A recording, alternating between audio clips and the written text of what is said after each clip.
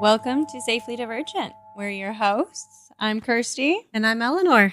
What are we talking about today, Kirstie? Today we're going to be talking about nonverbal communication and the role that it plays in our social success. Mm-hmm. So what are those areas that we're really going to be focusing in on when we think about nonverbal cues? So nonverbal communication is a really big, broad term, and there's a lot of things that go into it. We're going to focus on 3 areas today. We're going to talk about body language, tone of voice, and proximity, and how important those roles are in our social success. Yeah. And I think it's important to remember, we've talked about neuroception before, and that's this built-in surveillance system that we all have. And it's picking up the cues in our environment. It's picking up the cues within our own body and telling us, is this safe or is there a threat? And so when we think about these cues, we're not really trying to say like this is wrong or this is right. We just want you to know that naturally there's an unconscious sending and receiving of cues that happens. And if we can gain awareness of those, that will really help us to have more social success. Right. So we're not trying to tell anybody, how to act to like, quote unquote, blend in socially or anything like that. We're just sharing information about how these things react to our body consciously or unconsciously. Yeah. And so I like to think of an animal in the wild. Let's think of like a zebra. So I've been on a safari before, and I remember being like really shocked that I saw this group of zebras. Zebrae. No, probably not. Probably zebras. A herd of zebras. There's probably a correct word for that. But I saw this group of zebras, and there was a lion in like the same like eye shot as them, and they were all seemingly chill. Like they weren't running for their lives. But also the lion was laying there, yawning, just chilling, having a nice time. And it was wild to me that a predator could be in their vicinity and they weren't feeling the need to move about. But it just shows now if that lion were to get up and start crawling, and I don't need to demonstrate probably. On the prowl. On the prowl, letting out a roar, that signaling is going to shift in the zebra and they're going to need to take off and get going. But the thought is they're not sitting there like, all right, what's the lion doing today? It's a natural, unconscious surveillance that's happening to tell them, I got to go, or I'm okay just sitting here eating my grass. And we have these same systems. Mm-hmm. So again, it's just helping us gain this awareness, not to shift or change, but to understand maybe that person that kind of bothers you or you don't feel comfortable around, maybe there's one of these areas that you can start to pinpoint and say, I understand why Jimmy makes me feel a bit uncomfortable. And maybe it's not that he's a bad guy, but he's sending some cues that just don't land with your nervous system. Okay, so let's get into it. So like we said, we're going to split this into 3 areas that fit into nonverbal cues. It's not everything that fits under that umbrella, but 3 big ones.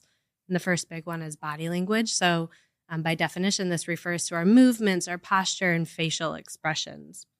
Maybe let's start with posture. Yeah. We work online quite a bit.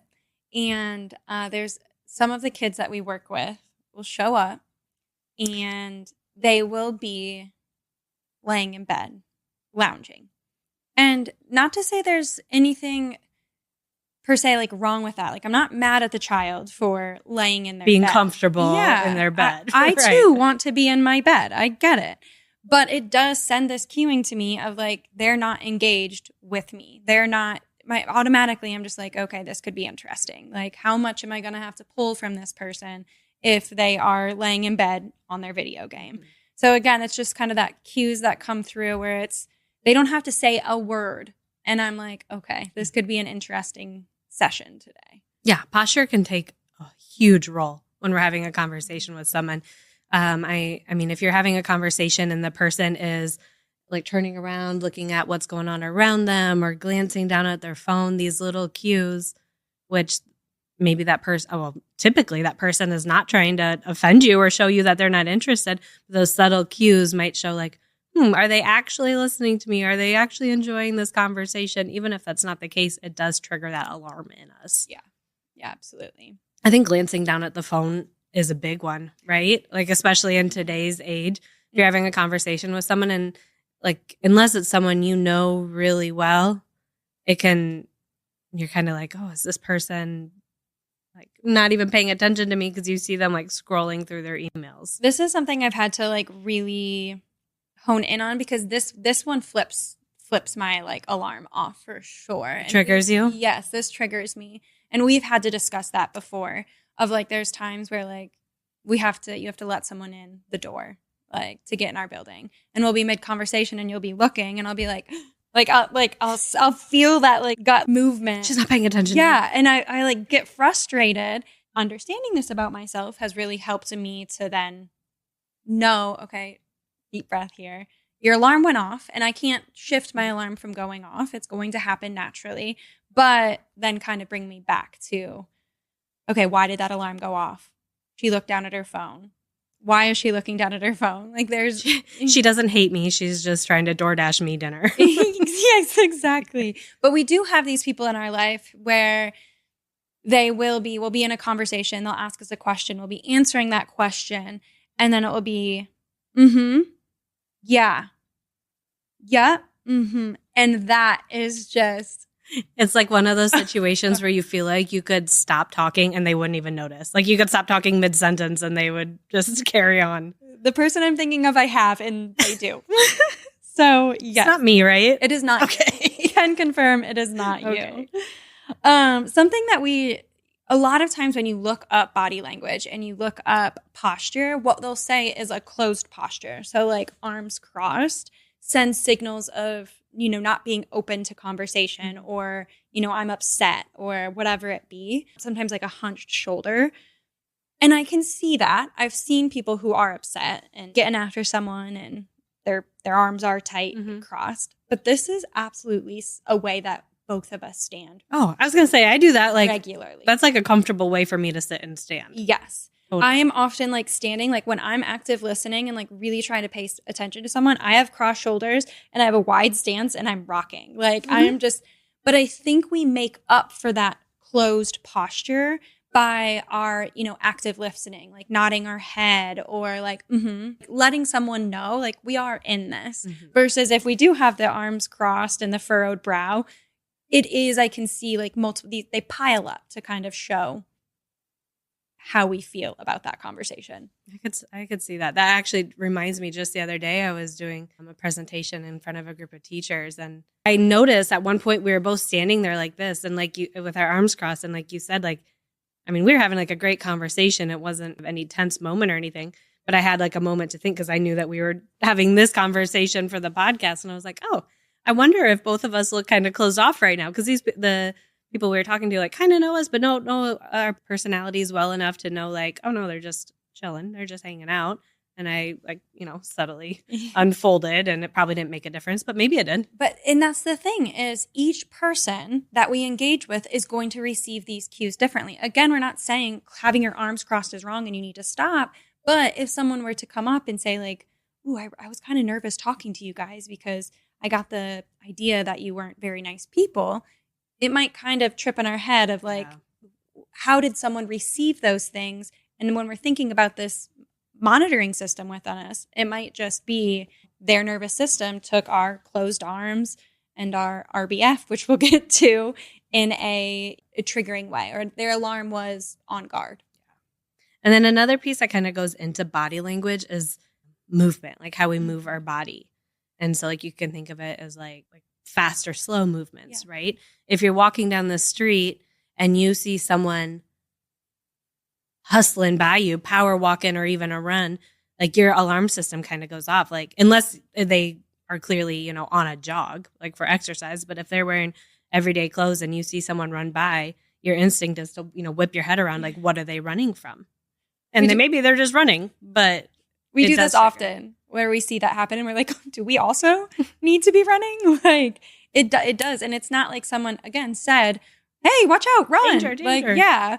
But just seeing that fast movement or those unexpected movements then triggers that alarm of like, I should be on alert or at least observe my environment to make sure I don't need to be shifting what I'm doing to, again, protect myself. Another thing that comes to mind that I know really, really bugs you is if we're driving somewhere and let's say like I see someone walking out or driving out and I'm in the passenger seat. And if I react, like if I point to it or if I grab my handle or if I hit my air brake, Which you do. I do that. And it's like automatic. I'm not thinking about it, but I react that way. And you always are like, I saw it. Yeah. Like, I saw that person. I'm not going to hit that person. I do react, definitely react, because it alerts me when you're like doing those things. That fast movement like really gets my heart racing. But I will say, like, typically in that moment, I'm like, I saw it. Ah! But then afterwards, I'll be like, I'm thankful you do those things, because there's going to be a time where I didn't see that and you did. And if you have trained yourself somehow not to do those things, then I accidentally hit that pedestrian crossing the street. So another instance that we come across all the time is like when we're walking down the street, you look up and you are checking out our environment, and I am looking down and watching the ground most of the time. I'm like that person on a hike that like doesn't take in the scenery because I'm like focusing on where I'm stepping. But like I'll say like, hey, watch out, because there's a pile of dog poop or something. And when you hear, hey, watch out, you're like, you're looking up and around like, where could it be? And then we always have this conversation of like, no, I'm just warning you.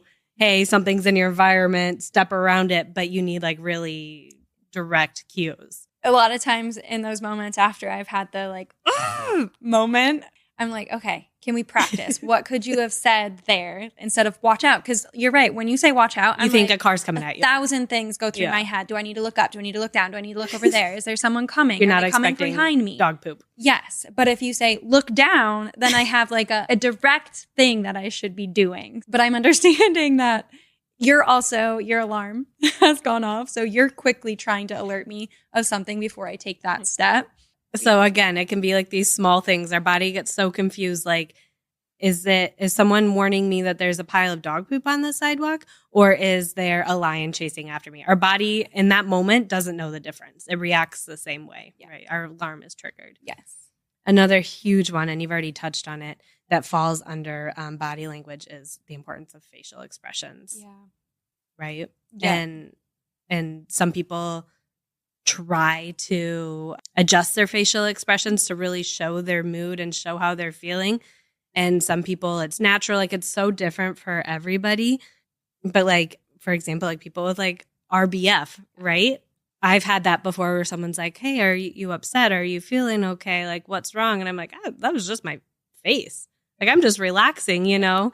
And that can really trigger some people. Yeah, it is. It is hard because, again, we can't say, hey, you have RBF, you need to change that. That's not what we're asking. But we have friends who really relate to this, and they'll say, like, people will say, like, they think I'm mean. Yeah. And it's that nervous system piece where it's like they haven't done anything to signify in their words or their actions that they're the person I'm thinking of is like one of the kindest people I know. But just being able to see that face, unfortunately, many people have approached them and said like, "Ooh, I thought you were kind of a mean person." And it's just their natural way their face kind of lands.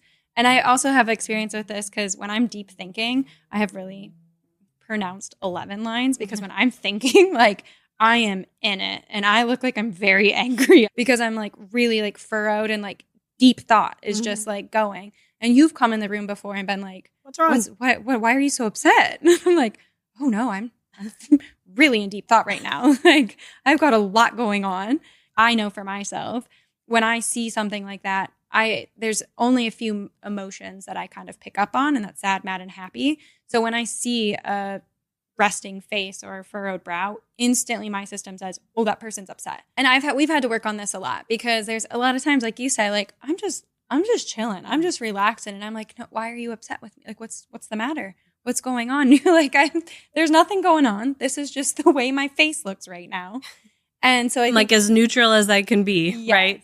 Which I think goes, and we've talked about this before, that kind of introspection piece is I don't always pick up on those cues internally. So then it's like externally I've kind of come up with, this is how I deal.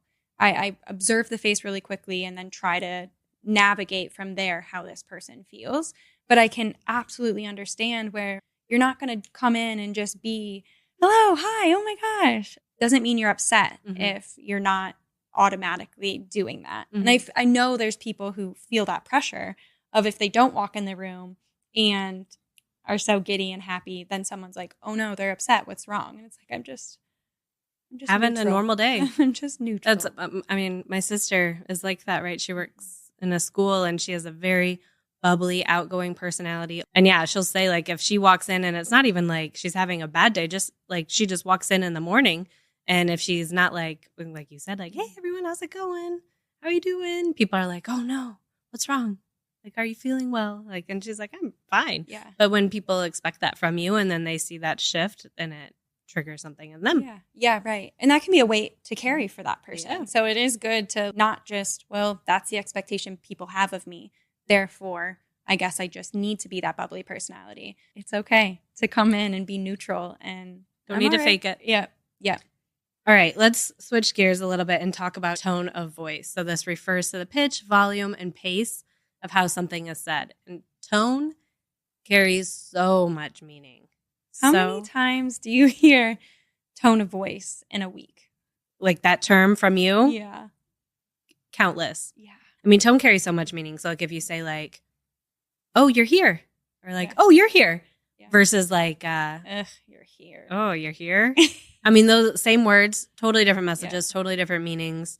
And you could do that pretty much with any phrase, any statement like that, depending on how you change the intonation, the pitch, the volume. It totally changes the meaning. We always like talk about this too, is we get so stuck on the words that are spoken, but so much of our communication comes from these nonverbal communication cues. Isn't it like over 80% or even higher probably? Mm-hmm. I think the number they say is like 80% comes from not the word spoken, but how it's said. Yes, yes. And all of these other things are really portraying the message behind our words so much more than those specific words. One example that I think is interesting is Paris Hilton. Oh. So, like, we all know what Paris Hilton sounds like, right? So she had this, like, I think they call it California Barbie accent, right? Like the quote unquote, like dumb blonde, this high pitch, kind of ditzy. And it gives this like perception of who people thought she was, right? So she had those shows and that's how she always talked and that's how she was portrayed. Well, if you've ever actually heard an interview with her, that is not her voice, right? She has a much lower voice, lower tone, much more like steady monotone voice.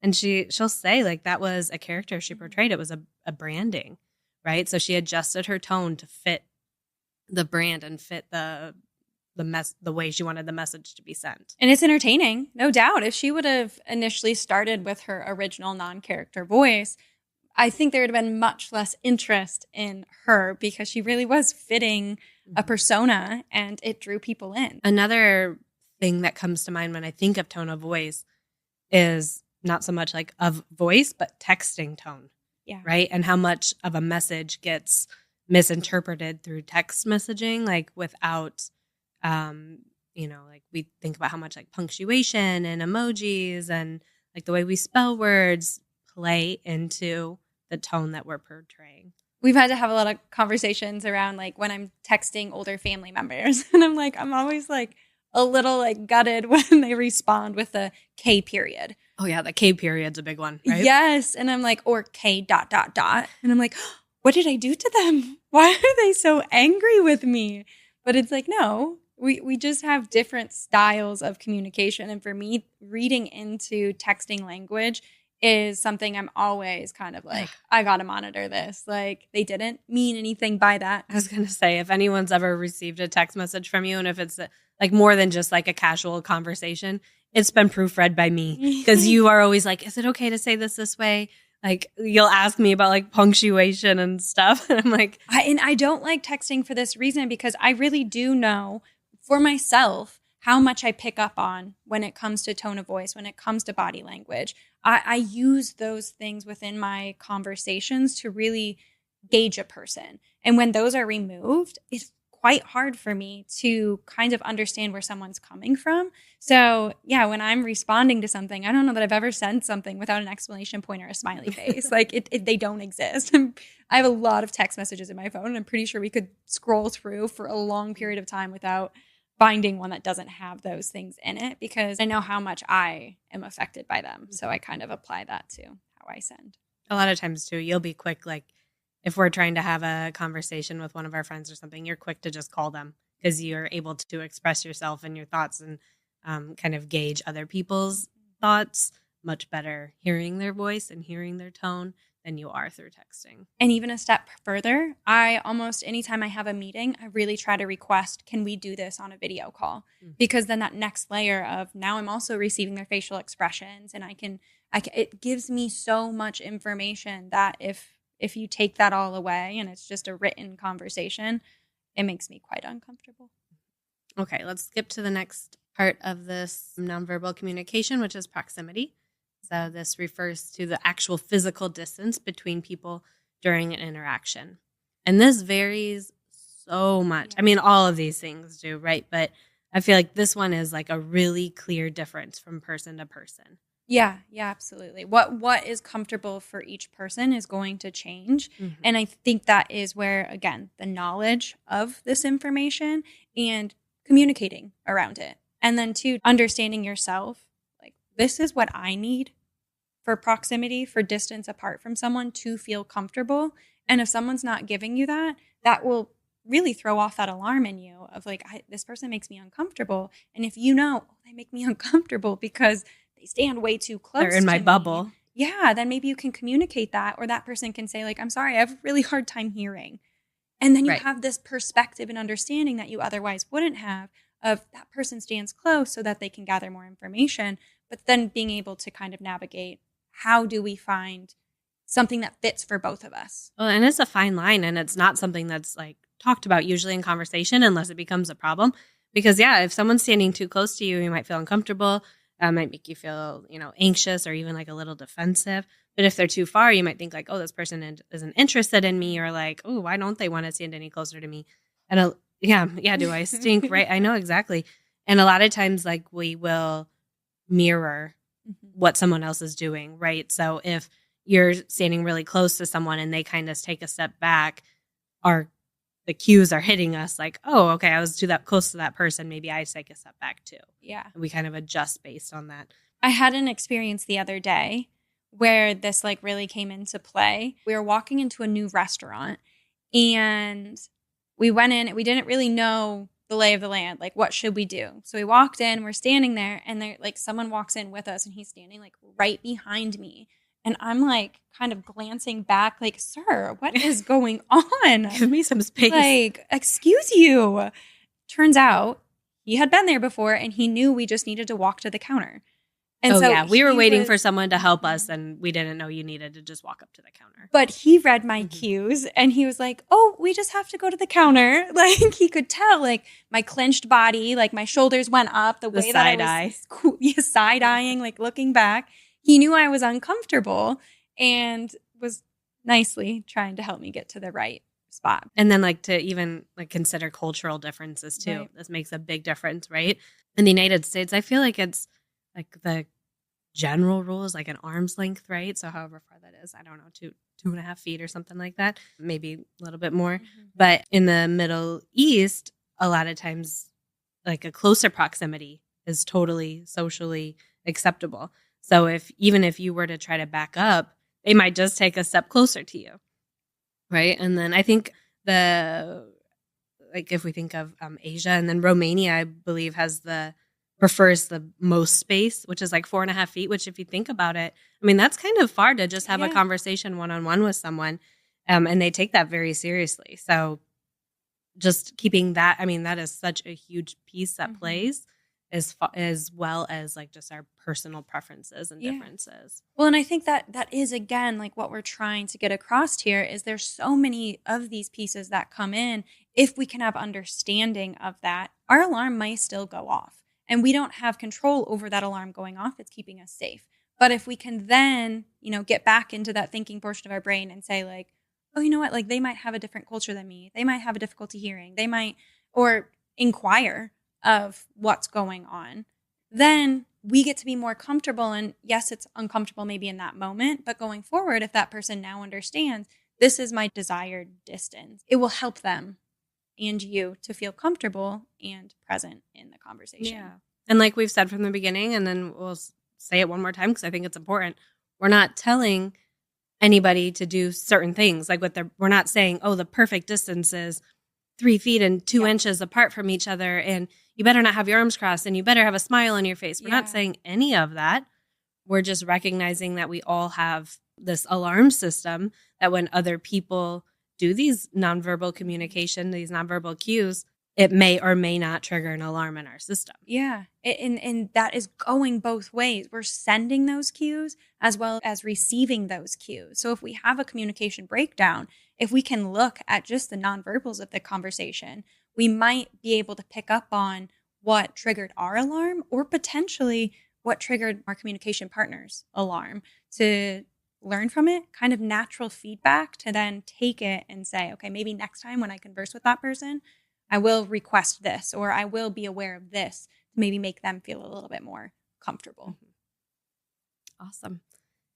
Are you ready to switch gears and go to ready to get scattered? Come into my scattered brain. I feel like I've been extra scattered the last couple weeks.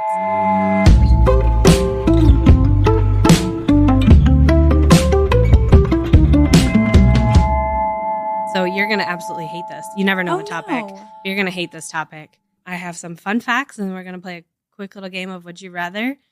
I'm going to teach you about bed bugs. Oh, no. Yeah, I knew you weren't going to like it. But I went into the pest world. That's actually the way I crack up when I see it because the website I got this from is pestworld.org. I had to dive into this, so you get to have some of it. So I've got some fun facts for you.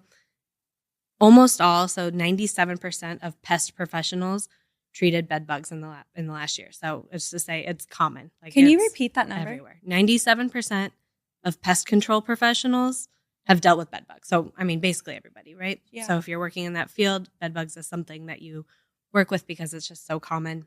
The way that, I mean, do you know how to recognize if you have bed bugs? Like a skin? Yeah. Most people don't know that they have an infestation until they have like these bites or welts that pop up. Okay. Because they're so small and they're so hard to see. So most people, like that's when they'll call a professional, is like when they start noticing like these welts. Typically they're found in couches and bed frames. Like you think of like hotels, right? They tell you to check the beds and the furniture, but they're also very capable of being found in other things like stuffed animals, wheelchairs, airplanes. Can you imagine? And you don't think to look in those places. School buses, purses, they could be in lamps. I mean, they can really be hiding anywhere. Oh my gosh. Am I going to have to just burn everything? Mm-hmm. So I thought this was interesting because we definitely don't do this, but it says with this like awareness of bed bugs and the prevalence of it, a lot of people like modify their behavior to minimize the risks, right? So it says a quarter of people will check out their hotel, like their bed or their furniture at the hotel, right? Have like, you met my sister? Yeah. Yeah, I'm sure she's there with like a special light that she does. Turns off the lights, puts her stuff elsewhere. Okay, so she's not alone. There's a quarter of people do that. 27% wash like all of their clothing after traveling. Oh. Okay, so even more. And then I thought this was interesting. 70% will inspect or vacuum their suitcase when returning from a trip. Have you ever thought to do that? No. I mean, maybe if we knew that a hotel we were staying at had bed bugs, we'd be like, oh yeah, let's like take care of everything. But I would never think to just use a flashlight and scope out my suitcase. But I'm all about the preventative because I can only imagine if you get them, the process to get rid of them. So. Yeah, because bed bugs lay 1 to 5 eggs every day, totaling 500 in a lifetime. They can survive for several months without eating. So it's not like they're just like living near a food source. They're fine wherever. And they can withstand like a wide range of temperatures. So they can withstand like freezing temperatures and really, really hot. So why does washing them make them go away?